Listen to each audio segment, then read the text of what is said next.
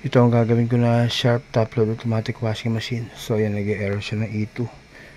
So, sa spin dry, yan, lagay ko sa spin dry kanina, then nag-E2. So hindi siya magagamit. Ilang linggo naman itong sira? Ano lang, Friday. Oo.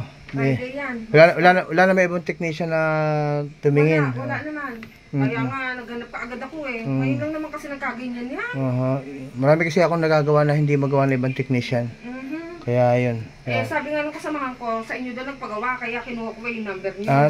Taga saan po siya? Taga Paliko. Yung unang pumunta sa inyo. Yung unang nag-refer sa akin eh. Oo. Actually, dami ko kasing customer din, mga hindi ko nakilala.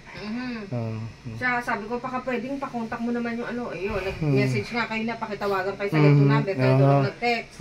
Ako po kasi yung hindi magawa ng service center, nagagawa ko. Kasi dati ko sa Panasonic tsaka Electrolux. Okay. Tsaka, kung ano namin yan. Tsaka po 20 years na akong technician, kaya kumbaga iba na yung level ng skill. Yan. Tsaka engineering graduate din po ako. Bukod sa electronics lang. Yan. Sige man, buksan ko na. Sige. Hopefully magawa ka agad yan. Oo nga. At pagano makabaglaban na kami. Yan, so kaya na pa naghintay sa akin si ma'am. So medyo madilim na ngayon. Maano naman, may hangin.